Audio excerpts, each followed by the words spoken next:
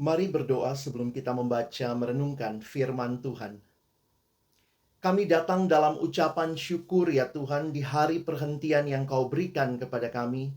Terima kasih Tuhan karena Engkau boleh memberikan kesempatan bagi kami untuk bersama-sama bersekutu memuji memuliakan nama-Mu. Dan tiba waktunya bagi kami untuk membuka firman-Mu ya Tuhan. Kami mohon kiranya ketika kami membuka firman-Mu, bukalah juga hati kami. Jadikanlah hati kami seperti tanah yang baik, supaya ketika benih firman-Mu ditaburkan, boleh sungguh-sungguh berakar, bertumbuh, dan juga berbuah nyata di dalam hidup kami. Berkati hamba-Mu yang menyampaikan dan semua kami yang mendengar. Tuhan, tolonglah kami semua, agar kami bukan hanya jadi pendengar-pendengar firman yang setia, tapi mampukan dengan kuasa, dengan pertolongan dari Roh-Mu yang kudus, kami dimampukan menjadi pelaku-pelaku firman-Mu di dalam kehidupan kami. Bersabdalah ya Tuhan, kami umat-Mu sedia mendengarnya. Di dalam satu nama yang kudus, nama yang berkuasa, nama Tuhan kami Yesus Kristus, kami menyerahkan pemberitaan firman-Mu. Amin. Jemaat yang dikasihi Tuhan, selamat pagi, selamat hari Minggu. Bersyukur untuk kasih setia Tuhan yang boleh memberikan kepada kita kesempatan untuk kembali bersekutu memuji, memuliakan nama-Nya. Di dalam bulan Februari ini, kita telah membahas tentang pendamaian dari Allah. Dan hari ini kita belajar bersama-sama dengan tema menjadi pembawa damai. Bagian firman Tuhan yang akan melandasi perenungan kita diambil di dalam Matius pasal yang kelima, ayatnya yang ke-9. Berbahagialah orang yang membawa damai, karena mereka akan disebut anak-anak Allah. Dan bagian Alkitab yang kedua diambil di dalam Roma pasal yang ke-12. Kita akan melihat di dalam ayat yang ke-17 dan ayat yang ke-18. Demikian firman Tuhan. Janganlah membalas kejahatan dengan kejahatan. Lakukanlah apa yang baik bagi semua orang. Sedapat-dapatnya, kalau hal itu bergantung kepadamu, hiduplah dalam perdamaian dengan semua orang. Kita adalah manusia yang diciptakan oleh Allah Tritunggal. Allah yang menciptakan kita segambar dan serupa dengan Dia. Dan ada satu fakta yang menarik tentang kehidupan manusia yang dicipta oleh Allah. Di dalam Kejadian pasal yang kedua, ayat yang ke-18. Di dalam Alkitab dinyatakan Tuhan berfirman, tidak baik kalau manusia itu seorang diri saja. Aku akan menjadikan penolong baginya yang sepadan dengan dia. Inilah pertama kali di Alkitab kita muncul kata tidak baik. Setelah di dalam Kejadian pasal yang pertama dan pasal yang kedua dinyatakan Allah menciptakan itu baik, baik, baik dan sungguh amat baik. Maka pertama kali di dalam Alkitab kita muncul kata tidak baik. Itu di dalam Kejadian 2 ayat 18. Apa yang tidak baik? Allah menyatakan tidak baik kalau manusia itu seorang diri saja. Ini adalah desain rancangan Allah bagi kemanusiaan kita. Manusia bukanlah makhluk individual yang tidak membutuhkan manusia yang lain. Konsep tentang manusia adalah makhluk sosial. Itu bukan hanya teori sosiologi, tetapi itu adalah rancangan yang indah dari Allah sejak awal Allah menciptakan manusia. Dan kita melihat bagaimana Allah menghendaki manusia bukan hanya memiliki relasi yang indah dengan Allah, tetapi juga dengan sesama. Namun dosa di dalam Kejadian pasal yang ketiga merusak akan relasi yang indah. Merusak relasi dengan Allah, bahkan relasi dengan sesama, dan juga diri sendiri, bahkan alam di sekitarnya. Tidak heran kalau kita melihat di dalam relasi-relasi yang sudah jatuh di dalam dosa, ada konflik yang terjadi, ada benturan yang terjadi, ada gesekan yang terjadi. Bahkan setelah kita dibaharui di dalam Kristus, maka kita melihat ada panggilan yang Allah nyatakan, sebagaimana yang Yesus sampaikan di dalam Matius pasal yang kelima. Bagi setiap kita yang adalah anak-anak Allah, warga kerajaan sorga, murid-murid Kristus, kita dipanggil untuk menghadirkan damai. Matius pasal yang kelima ayat 9 tadi mengatakan berbahagialah. Siapa yang berbahagia? Adalah orang yang membawa damai. Dan dilanjutkan, karena mereka akan disebut anak-anak Allah. Ini merupakan satu panggilan bagi setiap orang Kristen, setiap orang percaya, setiap kita murid Kristus untuk menjadi pembawa damai. Jemaat yang dikasihi Tuhan, ada perbedaan mendasar antara penjaga damai dan pembawa damai. Di dalam terjemahan bahasa Inggris, istilah yang dipakai bukan peacekeeper, bukan penjaga damai, tetapi peacemaker. Adalah orang yang membawa tetapi lebih lagi mengusahakan pendamaian atau damai sejahtera itu. Ini merupakan satu hal yang menarik karena bukan hanya satu sikap yang pasif menjaga damai, tetapi kita diminta sikap yang aktif untuk membawa damai, mengusahakan damai itu. Sebuah realita yang menarik dalam realita relasi antar manusia, maka gesekan mungkin terjadi, konflik mungkin terjadi. Selama kita masih ada di dalam dunia milik Allah, di dalam relasi-relasi yang Allah berikan kepada kita, maka ingat, ada selalu kemungkinan untuk mengalami gesekan satu sama lain. Karena itu disinilah diperlukan satu sikap hati, satu usaha tindakan nyata sebagai murid-murid Kristus yang menjadi peacemaker, pembawa damai. Saya ingat dosen psikologi saya pernah bilang begini, Bapak Ibu Saudara, bahwa sebenarnya yang mungkin menyakiti kita adalah orang yang dekat dengan kita. Adalah orang yang relasinya dekat dengan kita.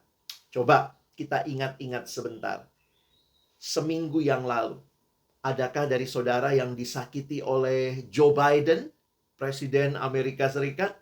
Wah, mungkin kita bilang, waduh Pak, terlalu jauh Pak Pendeta. Joe Biden tinggal di sana, di Amerika. Sementara yang mungkin menyakiti kita di minggu yang lalu adalah orang-orang yang dekat dengan kita. Pasangan kita, suami atau istri, keluarga kita, orang tua, mungkin anak, mungkin saudara, teman kerja kita, orang-orang yang ada dekat dengan kita. Merekalah yang juga mungkin menyakiti kita, karena di dalam relasi itu terjadi interaksi. Dan seringkali tidak semua interaksi itu berbuahkan hal yang baik. Seringkali ada perbedaan pendapat. Seringkali ada perbedaan kepentingan. Dan ini terjadi bukan hanya di kalangan politik, Bapak Ibu Saudara yang dikasihi Tuhan, bahkan di rumah tangga. Wah, yang satu anaknya ingin nonton film apa, mungkin mamanya lagi nonton Ikatan Love, Ikatan Cinta. Sehingga mungkin ada konflik, ada perbedaan keinginan dan kepentingan.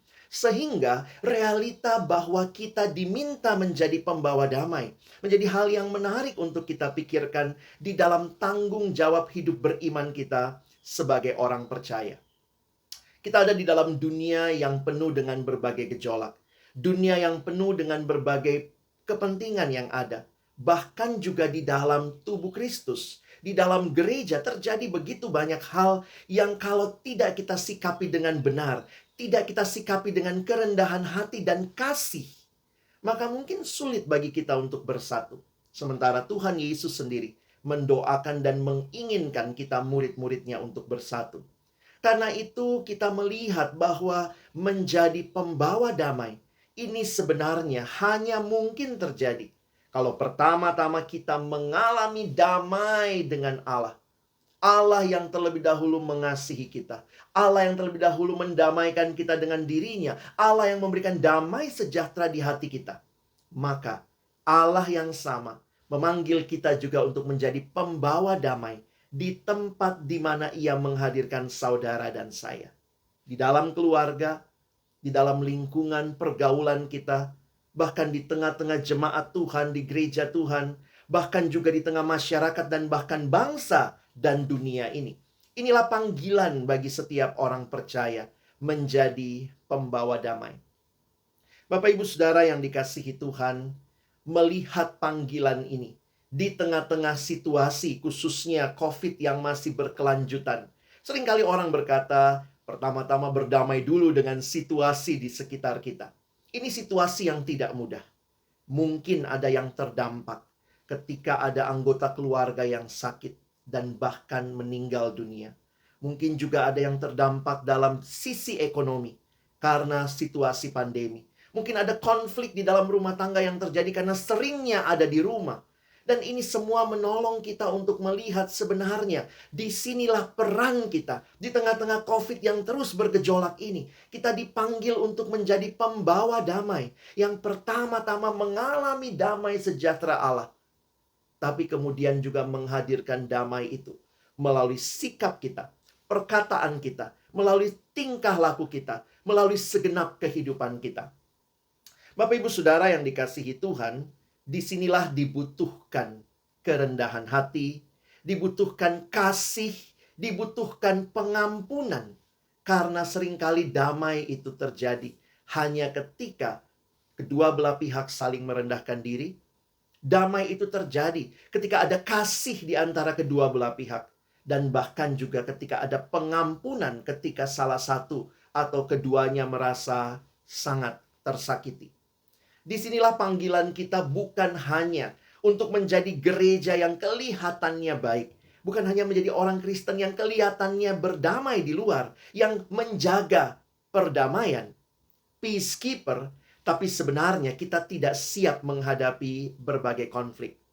Perbedaan mendasar orang yang peacekeeper, orang yang menjaga damai adalah begini.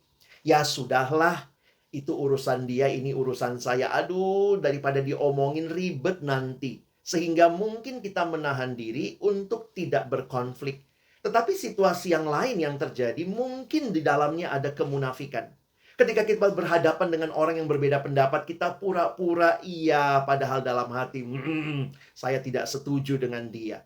Orang yang menjaga damai hanya pasif, kemungkinan besar bisa jatuh dalam kemunafikan. Tetapi ketika kita menjadi pembawa damai, maka ada usaha yang kita lakukan, yang kita bicarakan. Kita belajar untuk mengkomunikasikan apa yang kita rasakan dan kita pikirkan. Sehingga kemudian kita bisa melihat dari kedua sisi. Dan bahkan mungkin juga kita akan belajar, oh iya, itu ya pendapat dia. Oh, cara pandangnya mungkin beda dengan saya. Tapi tidak masalah. Dia berpikir hal yang baik. Saya berpikir hal yang baik. Tetapi dengan cara yang berbeda. Maka ketika kita menjadi orang yang membawa damai, ada usaha aktif untuk bersama-sama mengupayakan. Bukan hanya meredam konflik. Bukan hanya pura-pura seperti tidak ada masalah. Tetapi di dalamnya, kita mau bersama-sama mengupayakan satu kedamaian yang merupakan kesatuan, bahkan mungkin di tengah perbedaan kita tetap bisa melihat pendapat satu sama lain. Mari kita belajar seperti ini secara khusus di tengah-tengah kehidupan keseharian kita. Mungkin bagaimana di tengah keluarga? Apakah kita juga menjadi pembawa damai? Kita belajar mendengar apa yang dikatakan anggota keluarga yang lain. Kita belajar untuk merendahkan hati, melihat apa yang menjadi sudut pandang orang lain. Kita belajar untuk berbicara, mengkomunikasikan, dan bukan mengkonfrontasi. Tetapi kita benar-benar belajar untuk berbicara dengan tepat. Bukan menghakimi, tetapi belajar untuk mendengar dan melihat sudut pandang orang lain. Di tengah situasi seperti ini, nasihat Rasul Paulus di dalam Roma pasal 12 menjadi hal yang menarik untuk kita pikirkan.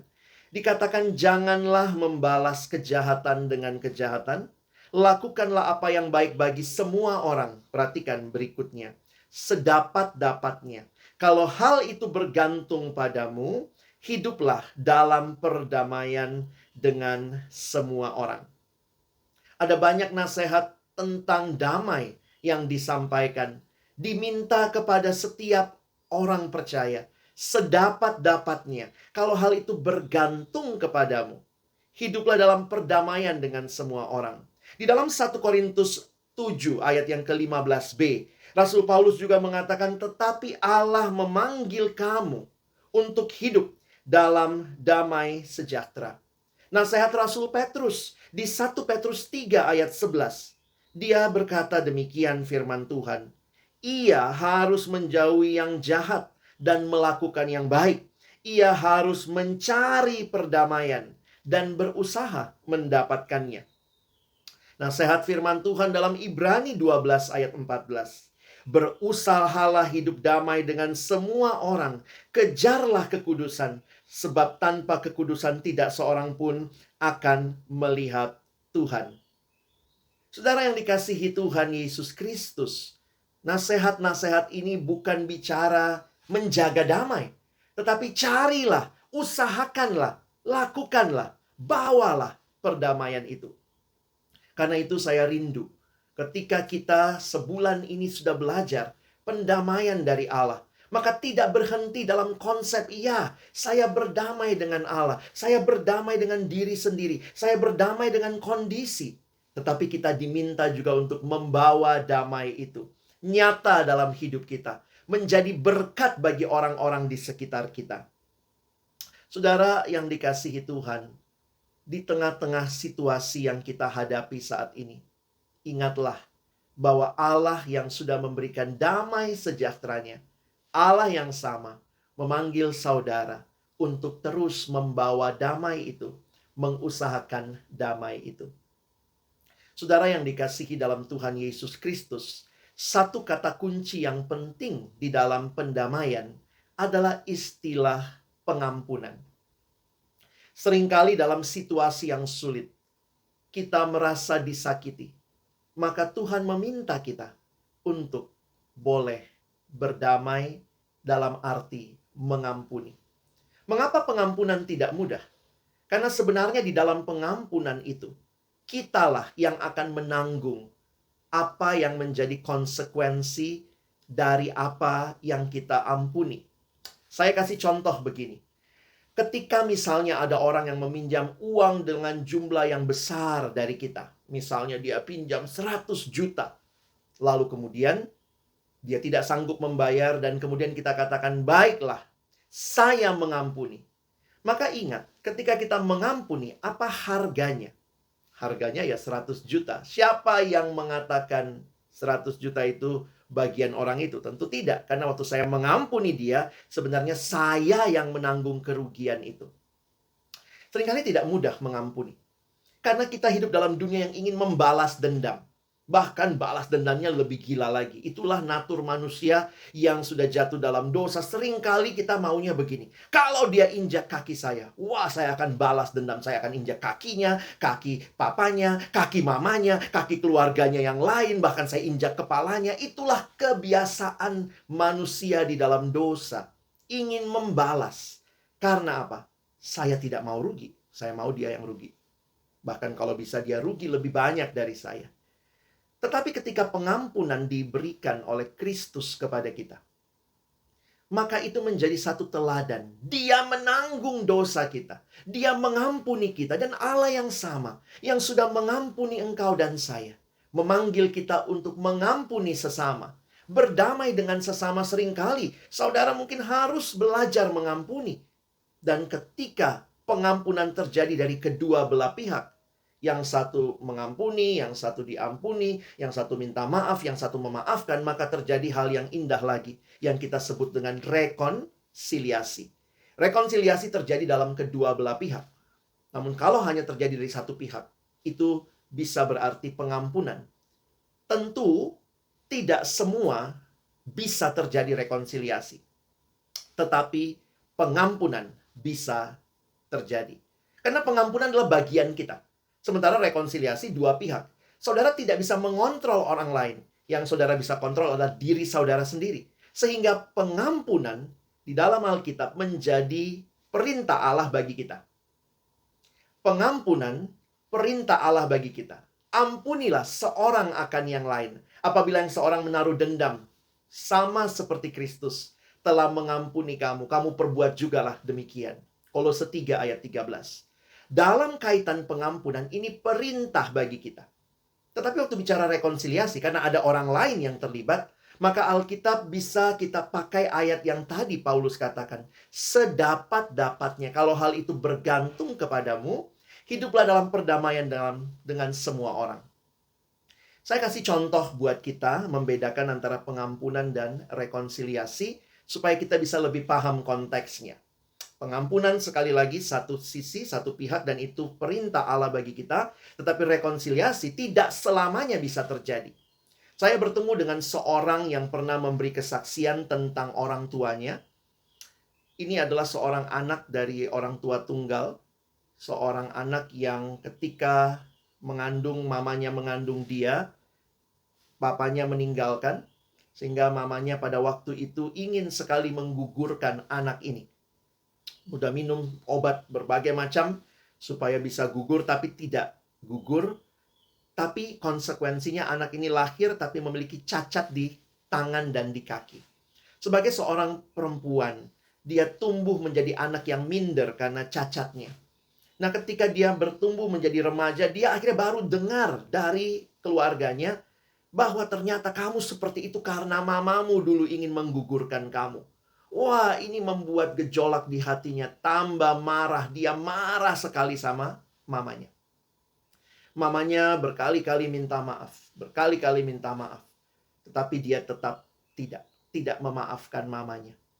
Nah, apa yang terjadi kemudian? Di tengah-tengah dia bertumbuh dalam kebencian terhadap dirinya, terhadap mamanya, dan tentunya terhadap Tuhan. Lalu mamanya meninggal dunia. Dan setelah mamanya meninggal, anak ini kenal Tuhan Yesus. Tuhan menyentuh hatinya, Tuhan mengubahkan hidupnya. Dia jadi sadar bahwa ada rencana Tuhan yang indah bagi hidupnya. Meskipun berbagai hal, tangan yang tidak sempurna, kaki yang tidak sempurna. Nah, apa yang terjadi? Anak ini akhirnya mengampuni mamanya. Mamanya sudah meninggal. Pengampunan itu bagian anak ini. Tapi tidak terjadi rekonsiliasi karena mamanya sudah meninggal. Rekonsiliasi itu dimungkinkan ketika orang itu masih ada. Orang yang lain, pihak yang lain masih ada. Tetapi kalaupun pihak yang lain sudah tidak ada, saudara-saudara jangan menyimpan akar pahit. Tapi marilah mengampuni. Karena itu bagian kita. Pengampunan bisa terjadi karena itu bagian yang Tuhan perintahkan bagi kita. Dalam ketaatan belajarlah mengampuni. Dan kita berdoa di dalam anugerahnya. Kiranya juga ada rekonsiliasi-rekonsiliasi yang Tuhan izinkan terjadi. Dan itu menjadi bagian yang indah dalam kedua belah pihak. Sehingga kita dipanggil kembali menjadi pembawa damai. Yang boleh hadir mengampuni. Dan kerinduannya ketika kedua belah pihak berdamai, saling mengampuni, terjadilah rekonsiliasi. Dan itulah keindahan hidup orang percaya. Kita bukan orang-orang yang menghindari konflik. Jaga supaya tetap aman, tapi sebenarnya tidak menyelesaikan masalah. Kita orang-orang yang dipanggil membawa damai. Sehingga kita mengupayakan itu. Dan di dalamnya kita rindu. Buah yang indah akan boleh kita nikmati. Dan apa buah dari pendamaian tersebut? Di dalam Yakobus 3 ayat 18 dinyatakan, dan buah yang terdiri dari kebenaran ditaburkan dalam damai untuk mereka yang mengadakan damai. Bring goodness, truth, membawa kebenaran, kebaikan bagi kita tentunya, tapi juga bagi sesama, bagi tubuh Kristus, bahkan bagi dunia. Kiranya Tuhan menolong kita melalui Roh Kudus yang hadir di hati kita. Roh Kudus menolong kita membawa damai itu. Karena damai sejahtera itu adalah buah dari Roh Kudus. Kiranya Tuhan menolong kita menjadi pembawa damai. Secara khusus di tengah-tengah situasi yang sulit ini. Hadirlah menjadi pembawa damai. Amin. Mari berdoa. Tuhan, terima kasih banyak buat firman-Mu. Kami sungguh berdoa, mampukan kami dengan kuasa Roh-Mu yang kudus. Ketaatan kami kepadamu membuahkan kehidupan yang menjadi pembawa damai dimanapun Tuhan menghadirkan kami. Sekali lagi kami bersyukur. Tolong kami bukan cuma jadi pendengar-pendengar firman. Jadikan kami pelaku-pelaku firman-Mu di dalam kehidupan kami. Dalam nama Tuhan Yesus Kristus, kami bersyukur, kami berdoa. Amin.